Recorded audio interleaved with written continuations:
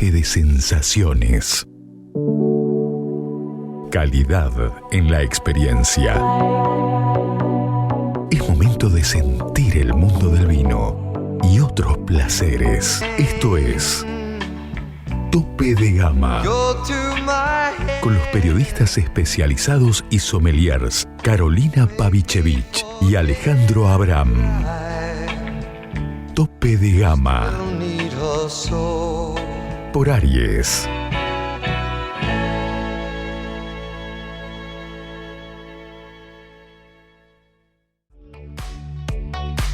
Hoy nos visita un arquitecto de paisajes líquidos, un hombre que nació en Italia pero que terminó de entender el alma del Malbec argentino cuando pocos creían en él. Roberto Cipresso no es solo un enólogo, es un explorador, un autor de libros y un buscador de verdades escondidas en la geología. Desde sus hitos en Chavalferrer, posteriormente Matervini, hasta sus proyectos personales alrededor del mundo, Roberto demostró que el vino es, ante todo, un mapa cultural. ¿Cómo estás, Roberto? Y muchísimas gracias por esta comunicación. Buenos días en Italia. Buenos días en Argentina, buenas tardes en Italia. Sí, señora, muy bien. Sí, estoy muy feliz de estar con vos ahora, hablando un poco castellano desde Italia. Muy bien. Pero vos alguna vez dijiste que el vino es un mapa que nos permite viajar sin movernos, ¿no? Sí. ¿Vos qué parte del mapa de la Argentina y del mundo sentís que todavía no hemos terminado de dibujar correctamente? Qué linda pregunta.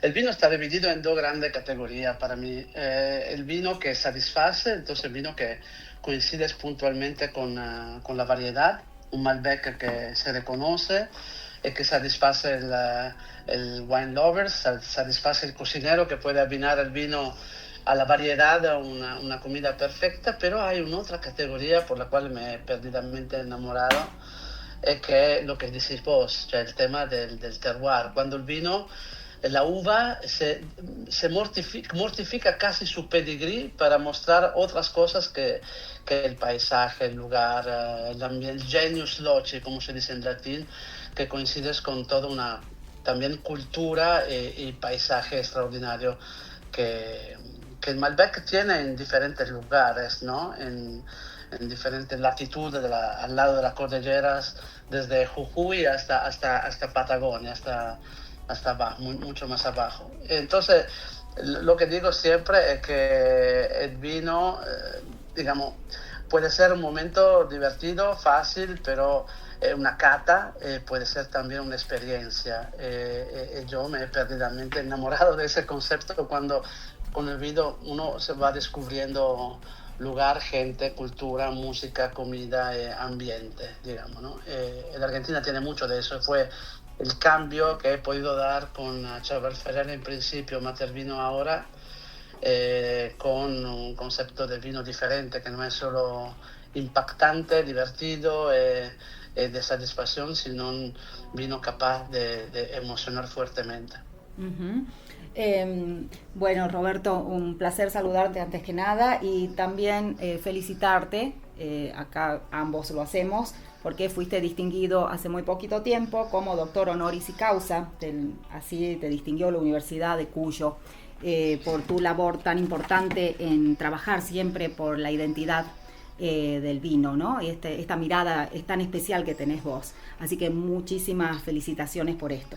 Gracias. Fue uno de los momentos más emocionantes desde el punto de vista profesional de la vida mía, que una institución como la Universidad de Cuyo reconozca lo que muchas veces se defiende como filosofía, como pensamiento, como idea, sino como un hecho. Han reconocido que la visión del fin de años 90, que convenció mucho de los productores importantes argentinos a invertir en un concepto más intelectual del vino que la Argentina tiene, que es el terroir, nos dio una enorme satisfacción a todos y la Universidad de Cuyo me dio un premio estupendo. Merecidísimo. Fue un trabajo de grupo, imaginamos, porque yo solo no habría podido llegar a tanto si no tenía al lado en principio Manuel Ferrer y Santiago Achával con el proyecto Achával Ferrer, que han seguido, digamos, mi visión, aportando todo lo que podían. Y ahora con Santiago, el proyecto Matervini, que todavía va explorando una nueva página enológica argentina, que nadie se dio bien cuenta del potencial que tenía, que la precordillera es una tierra mucho más antigua de la que está conocida como la primera zona, elegida de los italianos y los españoles 150 años atrás, plantando viñedo al lado de la Ruta 40, donde la tierra era más blanda, cerca del río, cerca de la ciudad. Es una zona importante donde ha podido sobrevivir Malbec centenario hoy, pero una primera etapa, porque la segunda etapa, la que puede declarar a la Argentina capital del mundo, digo yo, del vino, es en la tierra más antigua, en la tierra más antes de los dinosaurios, cuando era Pangea, cuando era grande continente. Y eso, digo, la verdad fue un trabajo estupendo, apoyado también del cónsul italiano y de la universidad misma, que se dio cuenta de ese concepto, de ese pensamiento, e empujó mucho para que ese premio podía llegarme. Y a mí no me cambia la vida, pero me da una satisfacción increíble. Insisto que muy merecido. Estupendo. Bueno, tu faceta de explorador es una de las facetas más emocionantes. ¿Cuál es el mayor reto técnico y humano al hacer vino en un lugar tan extremo? Bueno, el desafío de entender caminando un campo, viendo un poco cómo se porta la vegetación espontánea, cuál es la inclinación de la luz, cuál es el viento, cómo se porta, digamos, la naturaleza, para entender que hay un potencial desarrollable y emocionalmente posible. Y eso es el gran desafío, es lo que acompaña toda mi, digamos, visión del vino. Algunos lugares, te digo, hay que explorarlo, porque la historia no nos ayudó mucho. En Italia tenemos un montón de historia, que es un punto de fuerza enorme, ¿no? Pero somos también un poco esclavos de nuestra historia. Ajá. Argentina tiene, entre comillas, solo 150 años de vitivinicultura, que es mucho y es poco respecto a la historia del Mediterráneo, y eso te da la posibilidad de averiguar la cosa de manera pionierística, de manera libre, sin mucho, digamos, respecto a lo que es la tradición. Porque hay que acordarse, yo lo digo siempre eso, que tradición y traición tienen la misma raíz latina que es tradere, y que coincide con el tema que nosotros tenemos que explorar, evolucionar, crecer, observar, y dar en herencia a la próxima generación algo mejor. Y la tradición muchas veces frena este proceso, porque evoca otro momento de la historia y de nuestro pasado, pero por un lado, pero por el otro no permite de avanzar, ¿no? En la Argentina tiene un futuro tremendo porque está libre de ese concepto. Bueno, una cosa, vos trabajaste, en suelos volcánicos en Italia, trabajaste en los aluviales de Mendoza, ¿no?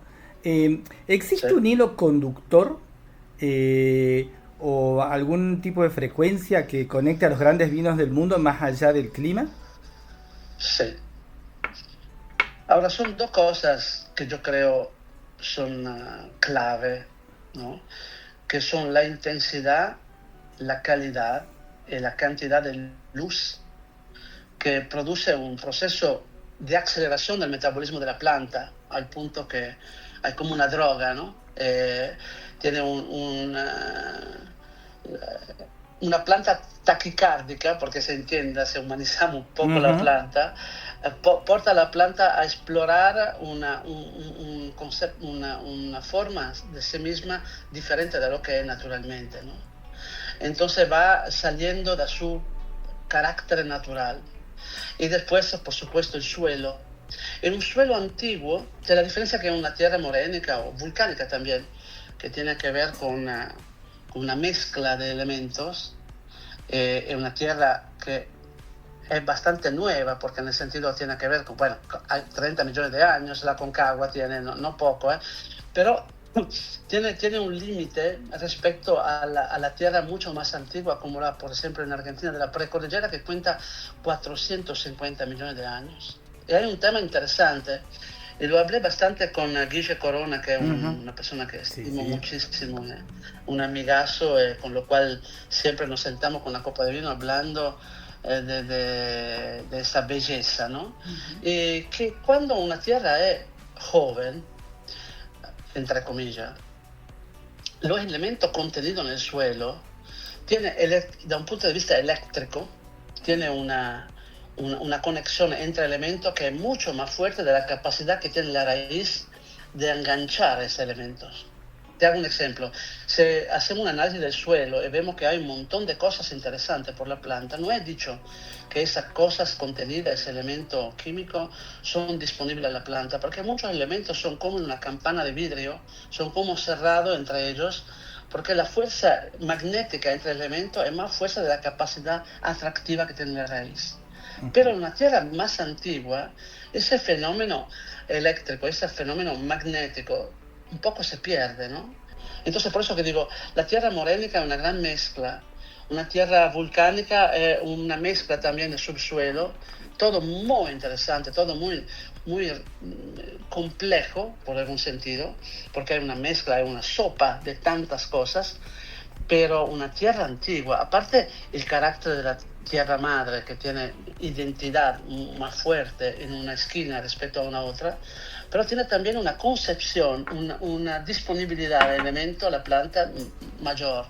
Y eso es el grande, enorme desafío. Entonces, siempre yo he pensado, ese es un concepto que me costó mucho a mí, que la planta vieja tiene razón siempre respecto a la planta joven, ¿no? Le vieille vigne, como se dice en Francia. Pero una tierra antigua tiene más elementos caracterizantes con una planta joven al lado que una planta vieja en un terroir más joven. No sé si me explico bien. Sí. Entonces es un concepto que sale, es una vuelta de boya de verdad, porque algunas cosas pensadas con sabiduría como algo definitivo, ¿no? Viejo viña, el viejo viñedo manda el viñedo joven, sí, pero ¿en cuál suelo y con cuál luz estamos? En un terroir extremo, donde hay una tierra más antigua, una luz más violenta, una planta joven tiene razón respecto a una planta vieja. Y eso es el nuevo desafío, el nuevo camino posible, sobre todo para Argentina, que tiene muchísimo que elegir, porque en el fondo lo que hemos explorado entre Mendoza, Neuquén y Cafayate, Jujuy, Catamarca, por supuesto, San Juan, son relativamente poco respecto a la cantidad de cosas que hay potencialmente que explorar y observar, porque la Argentina es enorme. Por eso digo siempre que está condenada al éxito, porque hay siempre un lugar nuevo que puede sorprendernos. La Cuadratura del Serchio, espero estar pronunciándolo bien, es un vino que elaborás. Sí. Bueno, pero también es un concepto, ¿no? Que vos mencionás a veces que 1 más 1 puede ser 3, cuando se combina el terroir, cuando se combina la uva y la técnica. Estudiaste bastante. Estuve investigando tus trabajos. Sí. Muy bien. Bueno, yo tengo... Sí, la pregunta es esta.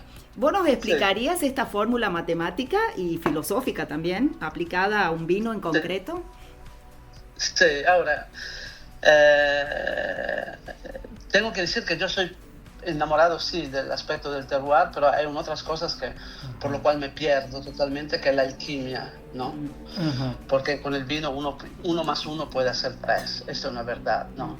Es un 3 irrepetible, porque cada añada, en función de la edad de la planta, en función de del lugar, condiciona con el tiempo este equilibrio. Entonces el 1 más 1 del año 26 no es igual al 1 más 1 del año 22, ¿no? Porque los elementos cambian su carácter, su identidad, su fuerza. Es un tema ideal. La cuadratura del círculo es un concepto, es lo que nunca encontró un acuerdo entre filósofo y matemático, ¿no? la matemática dice que es imposible cuadrar el área de un cuadrado no puede ser igual a la de un círculo por culpa del pi, del 3.14, del pi griego, ¿no? Sí. Y esto es un hecho. Pero la filosofía dice que si yo desmonto una línea en puntos, con los puntos puedo hacer cualquier geometría.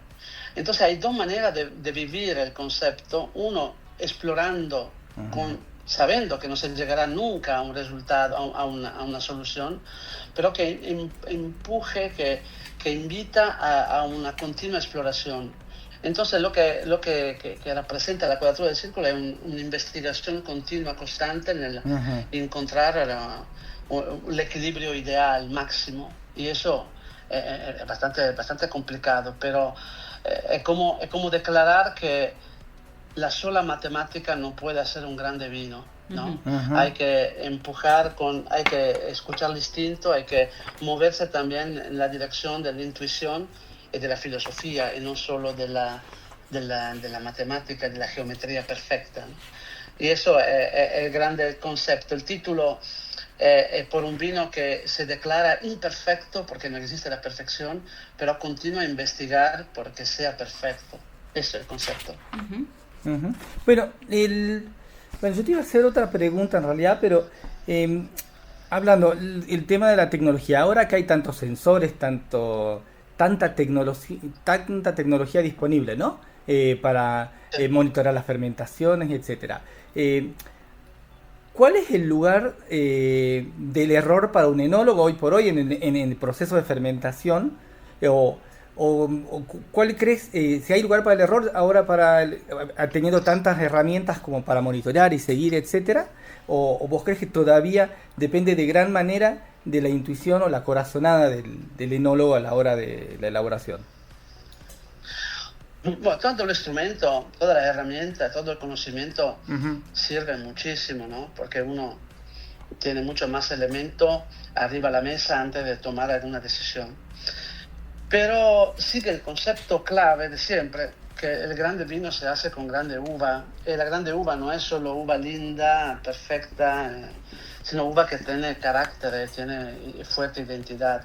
El gran trabajo del enólogo no está en el desarrollar al máximo la calidad en el sentido general, sino mantener vivo y pulsante lo que se encuentra en una uva que tiene que ser diferente de una uva cualquiera. Si no, trabajamos en la variedad.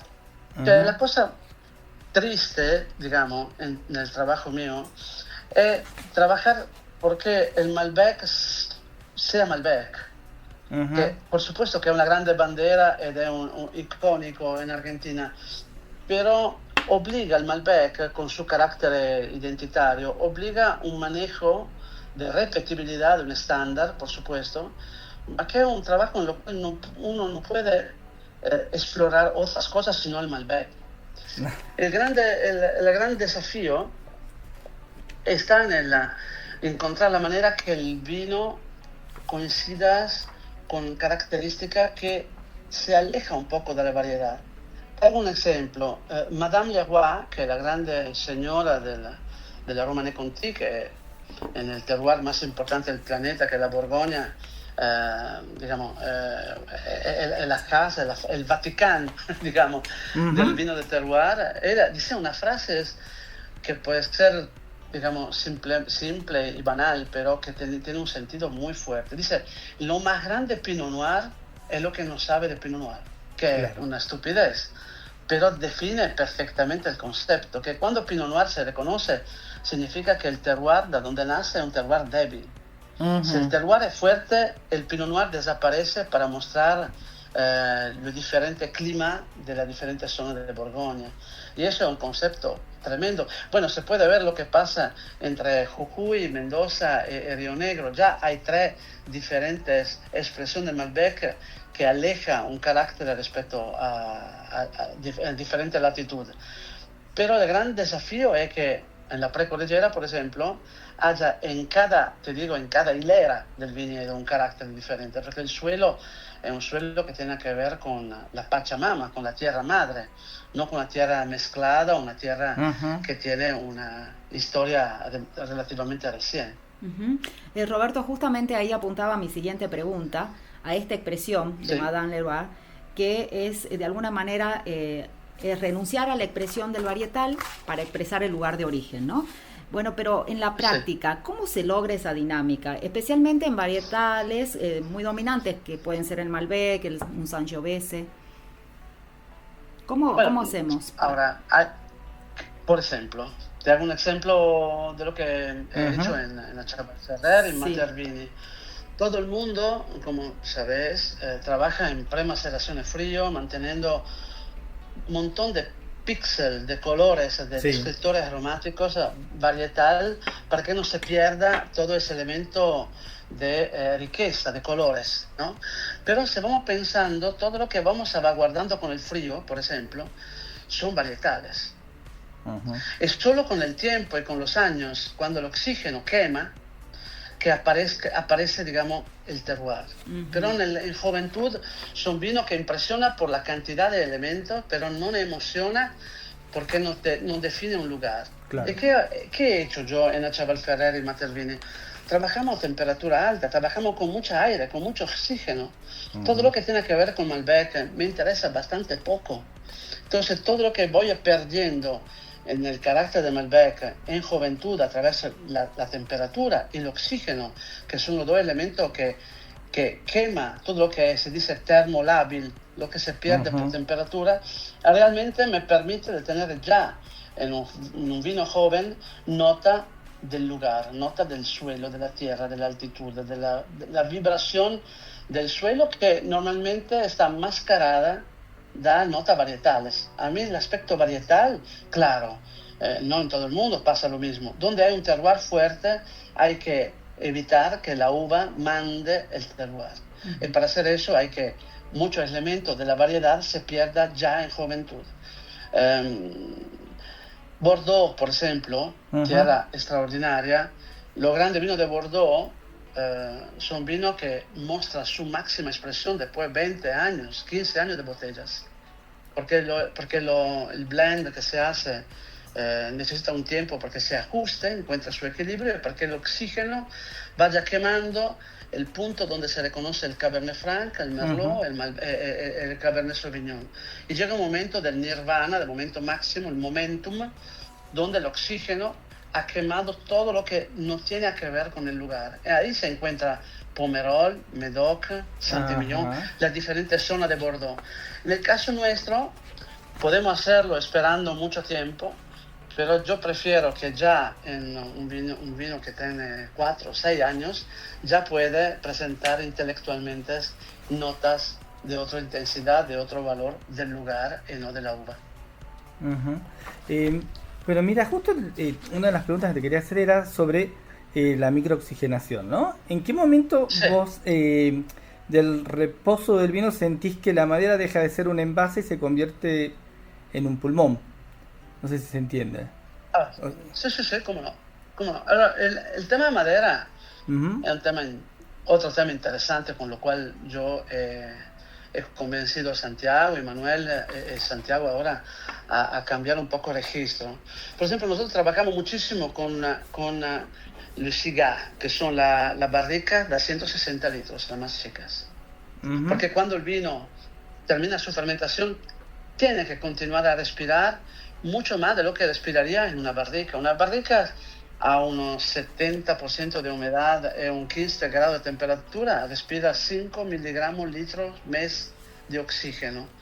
Eso es un instrumento interesante, pero si yo acelero ese proceso, cuando el vino es, entre comillas, cachorro, cuando es joven, es muy atlético, puede soportar una agresión de oxígeno, eso me da la posibilidad de entrar inmediatamente en unas condiciones mucho más balanceadas y equilibradas. Después, la respiración, yo amo muchísimo el oxígeno en la parte joven, del proceso de fermentación, cuando somos en cola de la fermentación maloláctica, trabajando con lías, porque el batonaje tenga su efecto, es parte de las lías se integra en el vino, pero llega un momento en el cual el vino tiene que entrar en botella rápido. quedarse, a guardarse en botellas un año, 2 años también, si quieres, antes de salir al mercado, porque en ese momento tiene que metabolizar, que digerir, que avanzar en un ambiente reducido donde no hay oxígeno. Pero la primera parte, sobre todo, el oxígeno es fundamental. Cuando la planta tiene la espalda bastante ancha, puede soportar el estrés del oxígeno. En el fondo, el vino nace y tiene un destino irrevocable, ¿cómo se dice? Un destino inevitable, que no se puede frenar, inevitable, que es su muerte con oxidación. La muerte sabia, que no sea enfermedad de un vino, es cuando se oxida completamente. Entonces hay que manejar ese oxígeno en la parte cuando sirve, porque se desarrollan algunos aromas del lugar, y hay que frenar todo el proceso oxidativo en la segunda parte, cuando el vino evoluciona lento y no tiene que tener oxígeno para que vaya evolucionándose demasiado. Tu bodega no sé en si me Toscana... explico, son conceptos que es difícil explicarlo. No, pero así, exquisita ¿no? la explicación, exquisita. Te damos tiempito que tomes que... agüita porque estás hablando mucho. Si quieres hacer una pausa antes de seguir. Tranquila. Okay. Vamos. Bueno, tu bodega en Toscana es el corazón de un proyecto italiano. Sería muy interesante que nos puedas contar sobre la existencia de estos dos crus tan distintos. Uno de Poggio al Sole y el otro Piambosolino, algo así. Sí, eso era. Eso, que nos cuentes eso. Eso era un proyecto que nació conmigo, que se llamaba La Fiorita, un proyecto de Brunello di Montalcino, que hoy cambió de propiedad, ¿no? Entonces es una historia que tiene que ver con mi pasado. Hoy el proyecto productivo mío tiene que ver con una idea extraordinaria, digo, que se llama Oria, que es un viñedo que tiene toda la historia clonal del Sangiovese. Son 140 clones diferentes, la huerta botánica del Sangiovese más importante del mundo, creo, que coinciden para la producción de un solo vino. Y ese proyecto, que se puede ver en internet también, es un proyecto en el cual comparto ese proyecto, esta mission, con wine lovers, con gente que quiere participar, participando con una cuota de ese grupo, para tener dos hileras de viñedo propio conmigo. Y es un proyecto que está al lado de Montalcino, al lado de un monasterio antiguo, donde hay un lago, un olivares estupendo, donde estamos plantando ese viñedo, que es una colección del Sangiovese, un homenaje al Sangiovese, que es un nuevo proyecto, digamos, productivo. Pero Piambosolino y Poggio al Sole eran dos viñedos que he plantado, donde tenía una selección especial de Sangiovese, que es una selección masal personal, con lo cual hacía el Brunello y el Rosso di Montalcino de la Fiorita. Hoy sigo haciendo mi Brunello y mi Rosso di Montalcino, pero no da ese viñedo, sino da viñedo de otros lugares. También haces un Prosecco Superiore, contanos. Sí, ahora, que un terroirista como soy yo se dedica al Prosecco, que son dos categorías de vino totalmente diferentes, parece una contradicción. Yo soy nacido a Bassano del Grappa, que es al lado de Valdobbiadene, y tengo un respeto por ese lugar, que es mi casa, un respeto muy alto. Tengo una familia, amigas, que se llama Bortolomiol, que me ha pedido una mano en ese sentido. Yo soy soy dueño de una compañía que tiene diferentes enólogos que trabajan en equipo conmigo. Uno de esos, que es un enólogo extraordinario, se llama Emanuele Serafin, es un especialista de burbuja, sea del método clásico que el método Charmat. Con él yo entro en mérito a la base, a alguna estrategia, pero el aspecto, digamos, industrial del Charmat lo maneja él por mí. No quiero encontrar ninguna coartada, pero digo que el aspecto Prosecco lo vivo en manera un poco lejana, en el sentido que tengo una persona dedicada a eso. Yo me ocupo de algún aspecto más estratégico, pero no mucho más de eso, porque no es mi vino. Yo creo que el Prosecco sea un vino divertido, simpático, un punto de donde hay que empezar. Por la gente que se acerca al vino, tiene que empezar con un vino más simple, más fácil, pero no es el vino por lo cual yo dedico tiempo.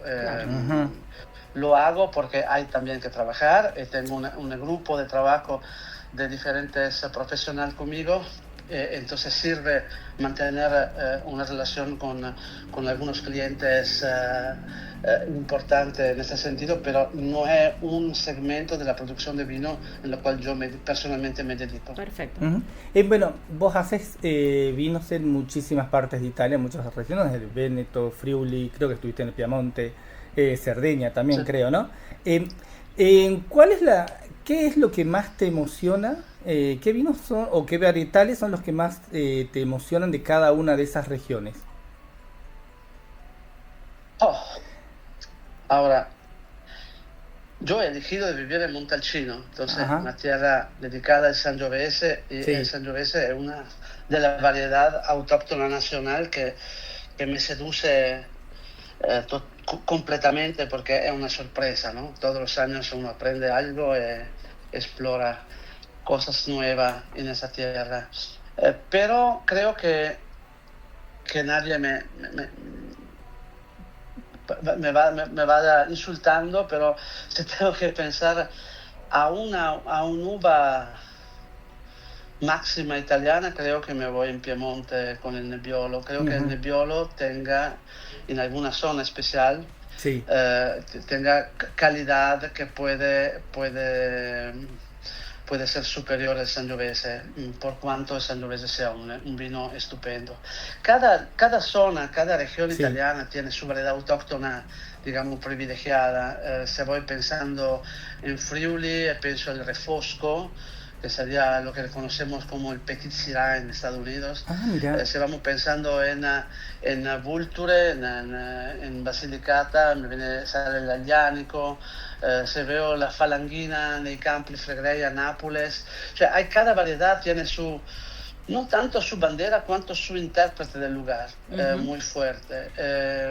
Entonces cada región tiene su porqué. Pero si tengo que elegir un uva o un grande vino, digamos 3 grandes vinos, elijo Barolo, Brunello y Aglianico, creo. Ese 3. Bueno, ya que estamos, contanos del Aglianico, porque por ahí, digamos, acá no es tan conocida, digamos, el Nebbiolo sí, el Nebbiolo y el Sangiovese sí, claramente. ¿Qué es lo que las características del Aglianico? Y te iba a preguntar, si vos hiciste Barolo, ¿qué estilo de Barolo hiciste? Qué linda pregunta.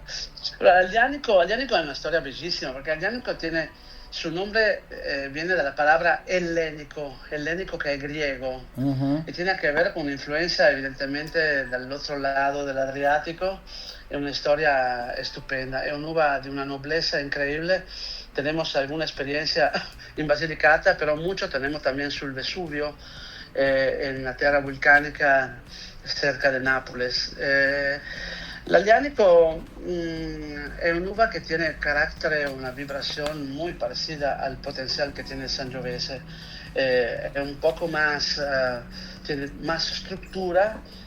Es un vino que no tiene la elegancia del Sangiovese porque es más estructurado, es más, digamos, tiene más nervio, pero è un'uva incredibile, è sufficientemente malleable, sufficientemente plástica da mostrar esquinas diferentes de diferentes lugares, ¿no? De la zona.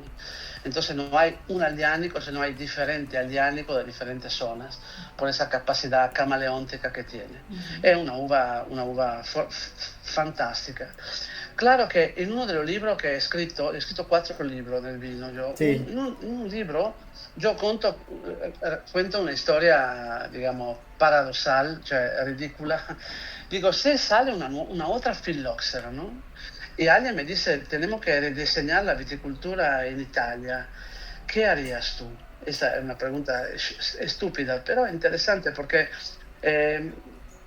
para volver al tema de antes, cuando dije que tenemos una cantidad de historia importante y mucha tradición, tenemos también que reconocer que algunas uvas encuentran su lugar histórico en una latitud, en una posición. Pero realmente, se voy analizando el pedigrí de esa uva y voy averiguando cuáles son las características de diferentes lugares italianos, alguna variedad la moveré un poco más al norte, alguna variedad del norte la moveré un poco más al sur, ¿entendés?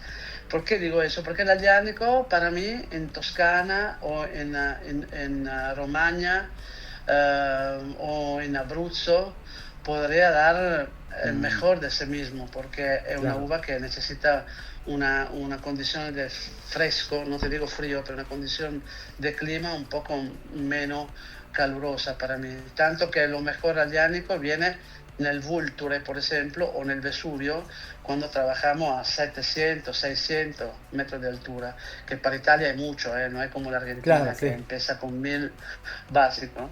Entonces, eso es un concepto. Después, hablando de Barolo, yo soy tremendamente aficionado al Barolo histórico, ¿no? Para mí el grande Barolo, el vino icónico italiano è il Monfortino, che viene dalla zona classica del Monforte d'Alba. Es un vino que tiene un perfil tradicional, macerando bastante y guardando el vino un tiempo antes de salir al mercado, porque necesita que el tanino se ablande, porque el tanino del Nebbiolo no es como el tanino del Sangiovese, es un tanino más duro, más difícil, y hay que elaborarlo y trabajarlo con un cuidado y una atención, acariciando la uva sin demasiada presión. Es un tema.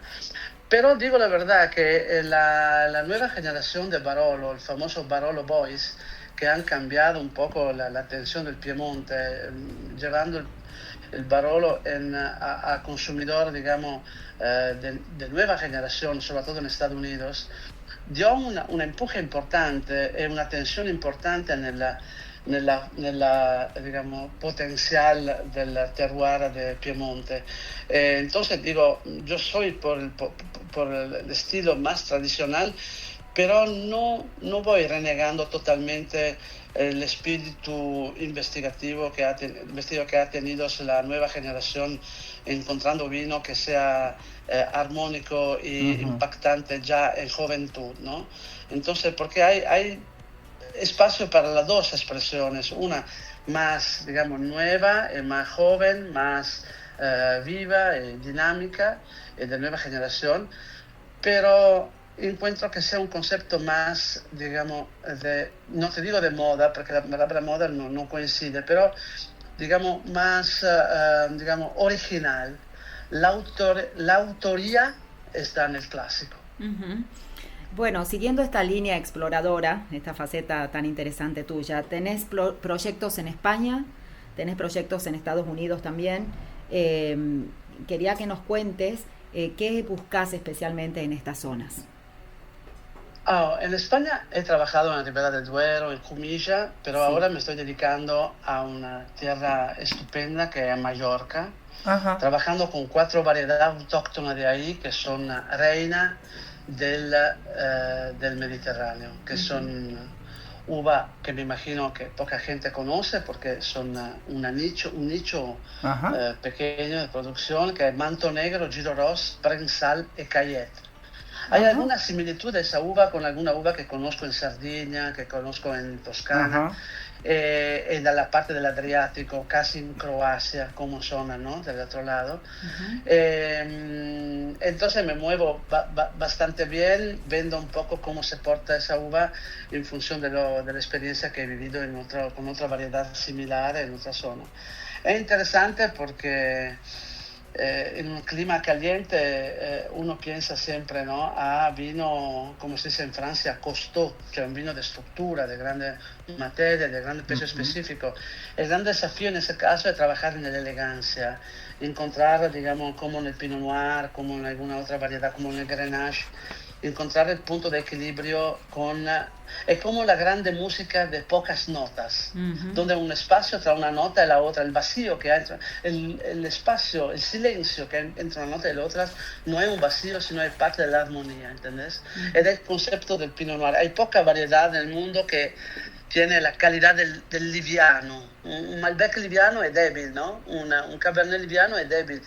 Pero un Cayette liviano, un Pinot Noir liviano, un Grenache liviano puede ser la sublimación de la elegancia. En esa isla, contando con un clima bastante caluroso, jugando con atención en el riego, en el manejo, en la poda, en el momento de la vendimia, en la fermentación, encontrando la manera que el vino salga en manera elegante, con fineza, que es mi personal desafío en ese caso. Eso por lo que tiene que ver con Mallorca. Por Estados Unidos, bueno, me he perdido, porque en Estados Unidos estoy trabajando en Central Coast, entre Santa Cruz Mountain, Carmel, Chalon, en la zona que va entre Silicon Valley, entre San José y Paso Robles, en esta zona donde hay una influencia tremenda del océano.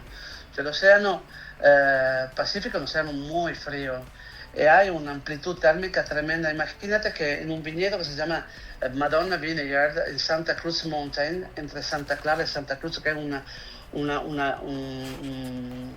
montaña que se encuentra a 700 metros de altura en el océano, toda la mañana de todos los días, pero si digo todos los días, 200 metros más en bajo, hay una niebla que no entra en el viñedo, porque hay un choque entre la térmica que viene del desierto, el frío que entra del océano, que produce una niebla baja que hasta las 12 de la mañana todos los días dobla completamente, amplifica la condición de luz, porque la luz, aparte de la altura y la irradiación directa, ¿no?, del sol, refleja también el blanco de las nubes. Entonces hay una condición de luz tan violenta que el Pinot Noir expresa otro estilo de vino.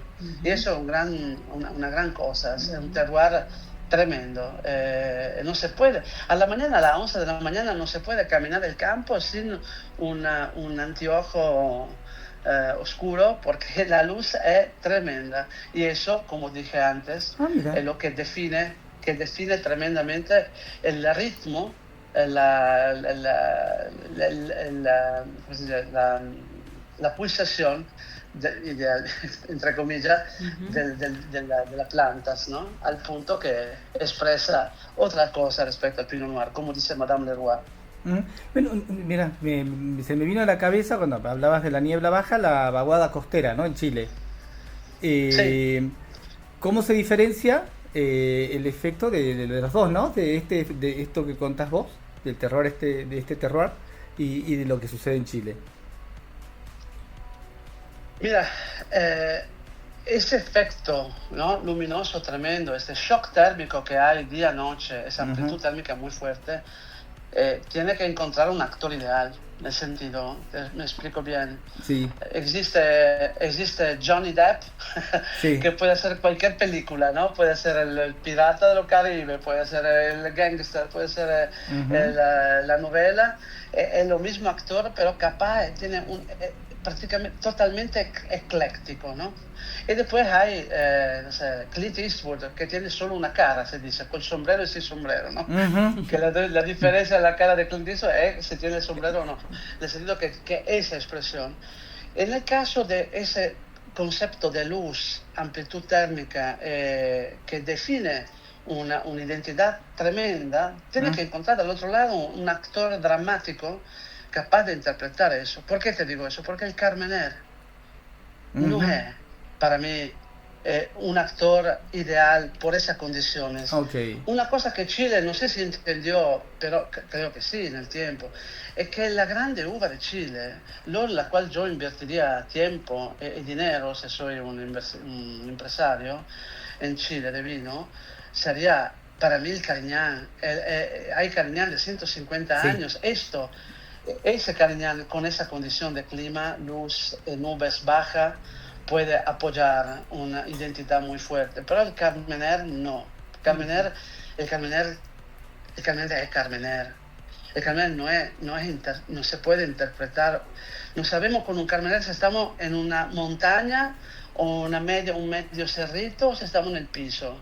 Si la tierra tiene caliza o tiene arcilla. Carmener habla de Carmener, ¿entendés? El Carignán viejo no, el Pinot Noir viejo no, el Malbec no. Hay uvas capaces de explicar eso, ¿no? El uva no.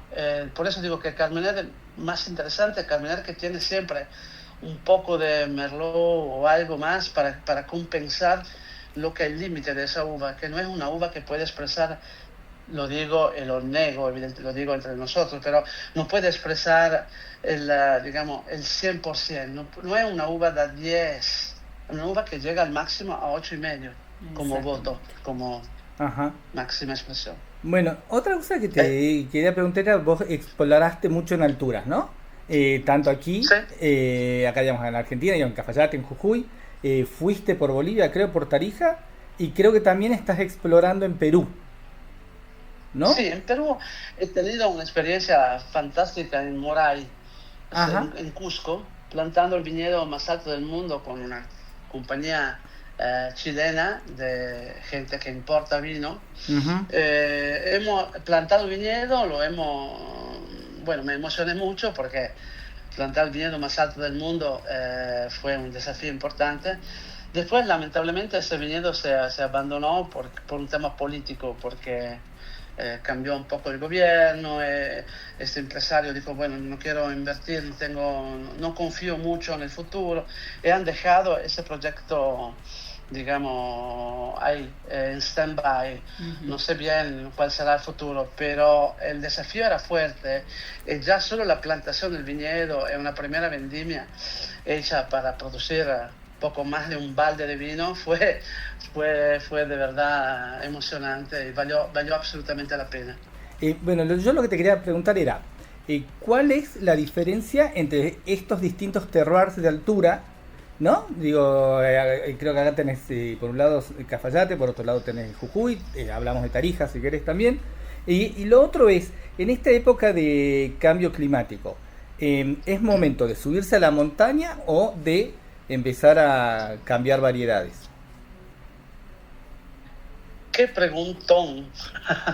En el sentido que hay que subir de montaña, eso no hay ninguna duda, pero el viñedo viejo, el viñedo que ya tiene su raíz bien profunda y está bien aclimatados, saliendo del concepto de tradicional, hay que cambiar también la forma de manejar el viñedo. Por ejemplo, te hago un ejemplo, en Toscana, con el Sangiovese, todo el mundo históricamente trabajaba con el cordón pitoneado, ¿no? Y ahora nos dimos cuenta que el Gougeot frena un poco el proceso de madurez, por un lado. Por lo otro, el manejo del agua. En Mallorca, por ejemplo, he experimentado un riego bajo tierra con un éxito extraordinario, donde no se pierde una gota de humedad, y la planta tiene que explorar en profundidad porque el agua está en bajo, no está en superficie. Entonces, ese concepto, hay que cambiar un poco el estilo y la forma de manejar el viñedo, el deshoje, el raleo, hacer un raleo mucho más tardío, por ejemplo, cuando el embarro está casi completamente terminado, permite a la planta hasta el último de moverse lentamente, porque cuando uno descarga la uva para cambiar la relación entre hoja y fruta, en ese momento la planta acelera muchísimo su proceso de llevar la semilla a la fertilidad, que es el objetivo de la planta. Entonces hay que jugar bien, porque es el momento del deshoje, el del raleo, sea un momento un poco más tardío. Hay práctica en la cual uno puede trabajar en un viñedo viejo cambiando el clima para que la planta se estructure contra un clima un poco más agresivo. Pero en un proyecto nuevo hay que subir a la montaña, hay que manejar el agua, hay que cambiar alguna variedad con variedad más tardía, hay que encontrar un camino seguramente adapto a lo que está pasando. y la zona que normalmente se consideraba una zona menor, a veces se transforma en zona más importante porque era la zona más fría, donde había un poco menos sol, donde había un punto de humedad más, que ahora da una segunda calidad del viñedo, se transforma en primera calidad. Hay que tener la capacidad de cambiar la lectura de las cosas con las herramientas que hay y pensando a nueva suelo, nueva tierra, nueva latitud, nueva altura por el futuro, sin duda. Sabes, Roberto, que en esta charla exquisita que estamos teniendo con vos, me doy cuenta que sos también un gran educador. Sí. Muy didáctico todo lo que decís. De hecho, alumnos de enología, ¿no?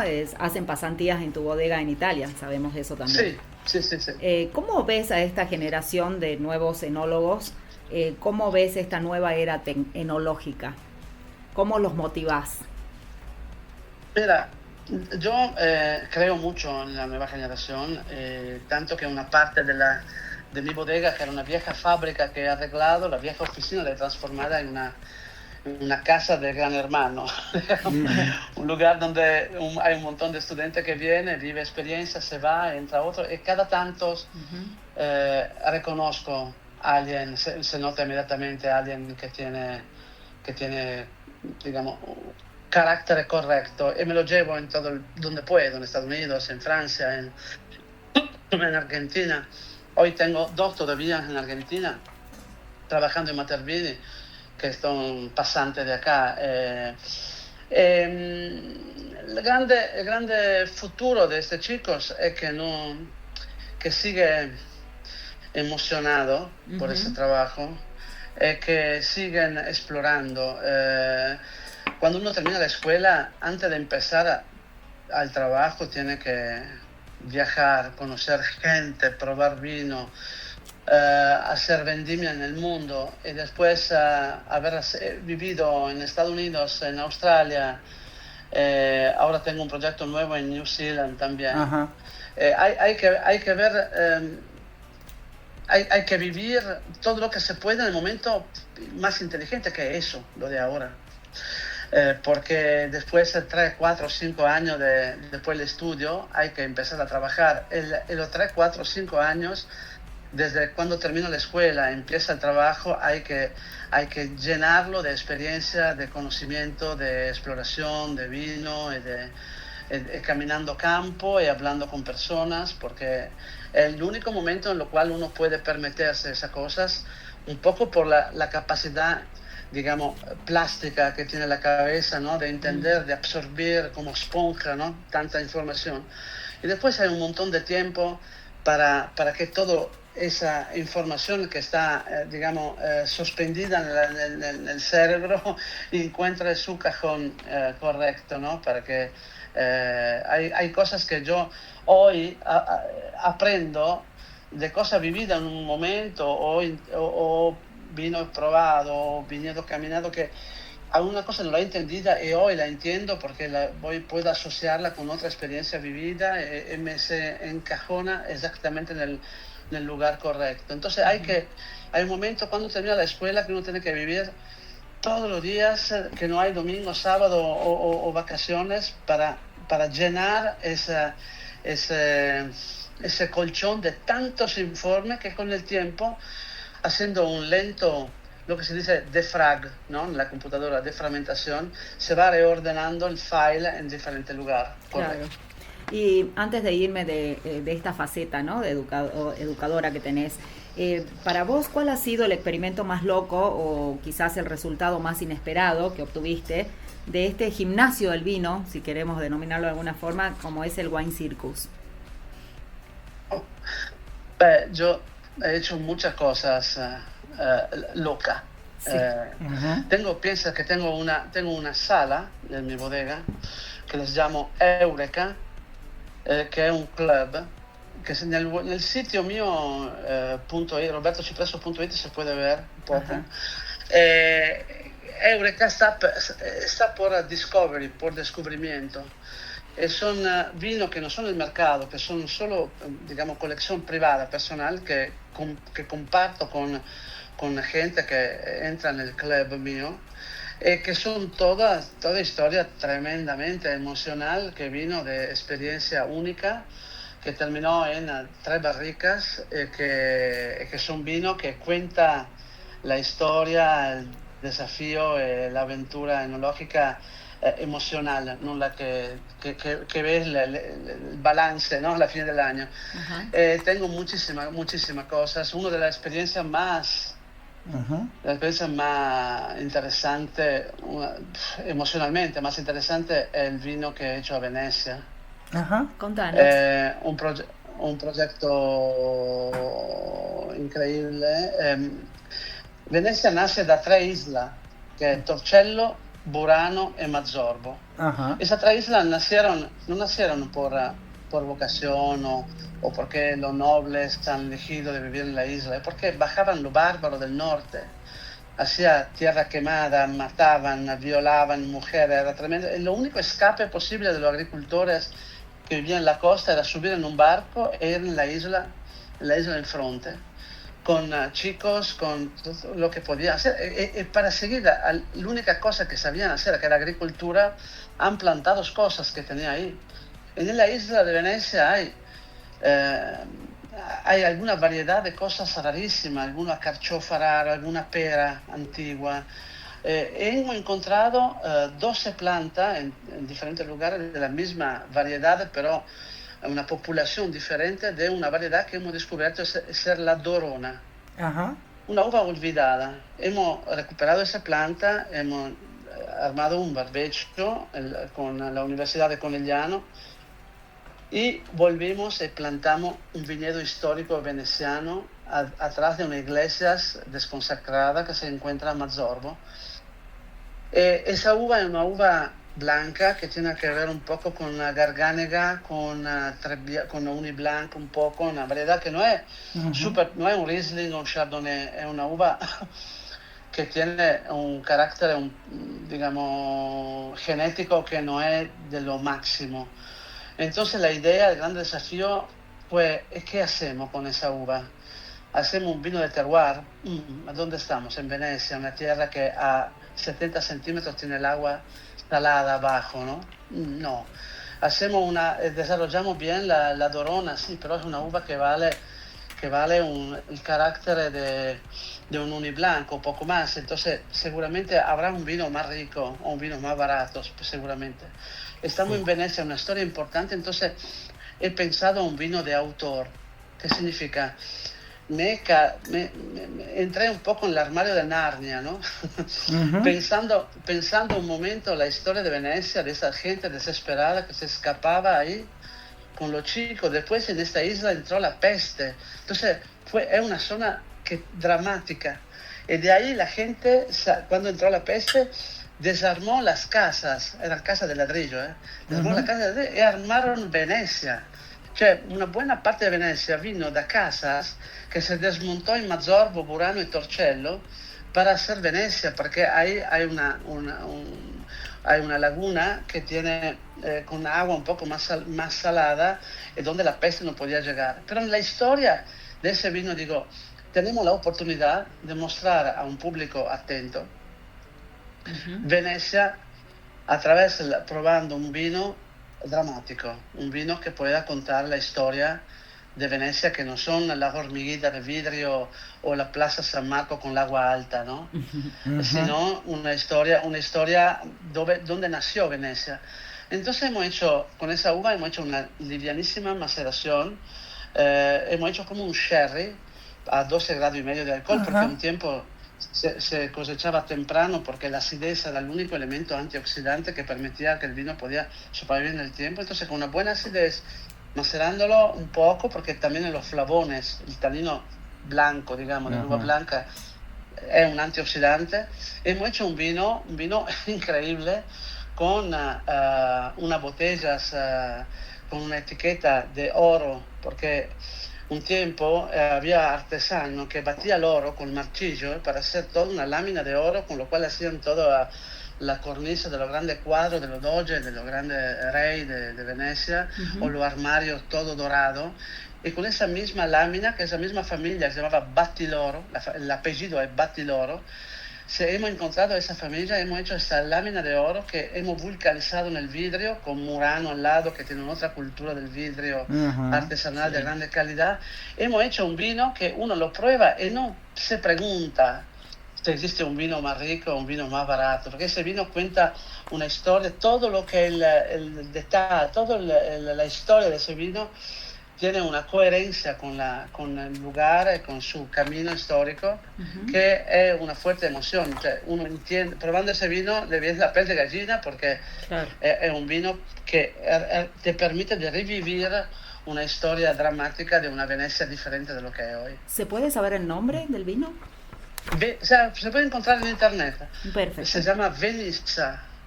Venissa, con doble S, venissa.it, creo. Ahora la historia cambió. Yo, después de 15 años de trabajo con esa compañía, he hecho marcha atrás porque después han pensado de ir en la línea de la biodinámica de ese mundo que no me pertenece.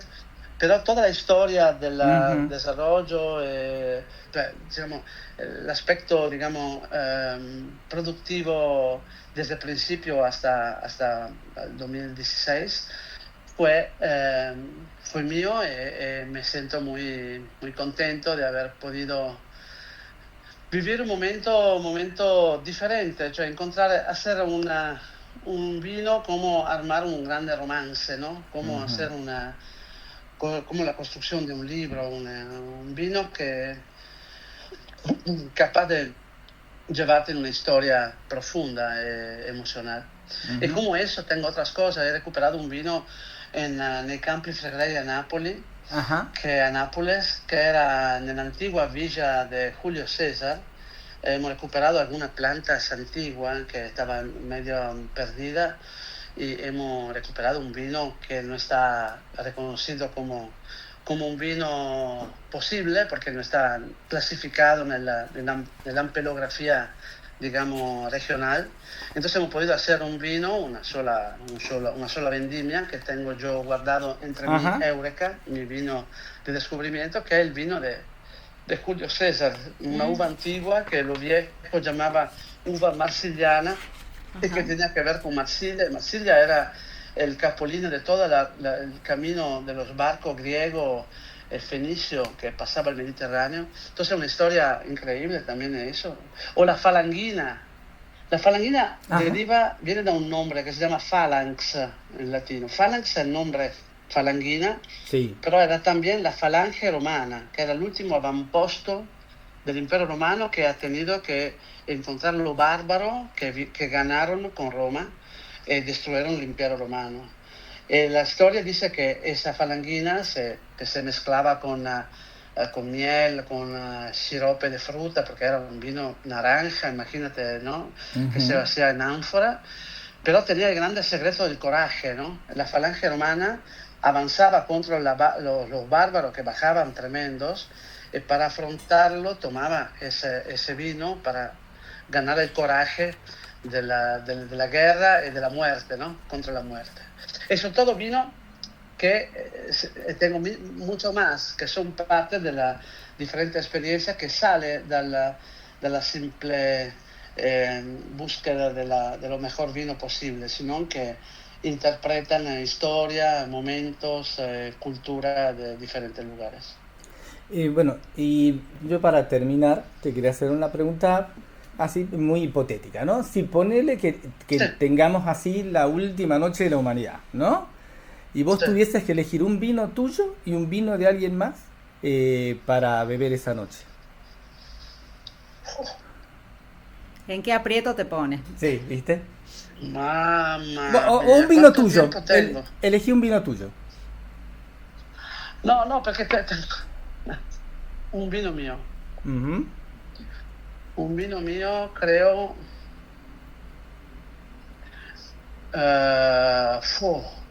Tengo mucho vino. Sí, claro. Creo una vigna di Pianrosso 90, Brunello di Montalcino, Chachi, Piccolomini, Dragona. Esto fue mi primer grande vino de la vida. Tenía 25 años o más o menos. Es un vino que, bueno, me permite de vivir momento histórico. Más rico, es uno de los vinos que más evoca mi historia, mi pasado. Después, si tengo que pensar un grande vino, podría ser también un Altamira de Echeverri Ferrer o un Piedra Vieja de Matervini. Es una pregunta complicada. Pero lo que puedo decirte,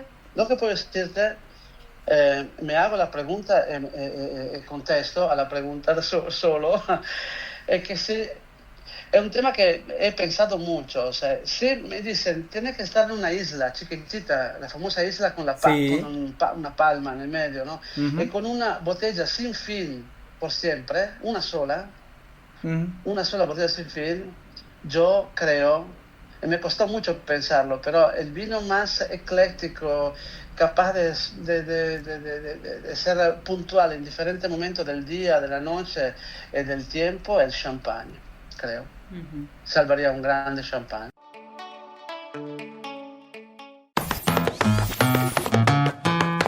¿Querés encontrar los mejores vinos de Salta a precio de bodega? Cafayate Wines. ¿Querés quesos y fiambres artesanales? Cafayate Wines. ¿Querés hacer envíos a cualquier parte del país? Cafayate Wines. ¿Querés productos regionales gourmet, escabeches y salsas deshidratadas con ingredientes autóctonos? Por supuesto, Cafayate Wines. En Caseros, esquina de Anfunes, frente a la Iglesia San Francisco.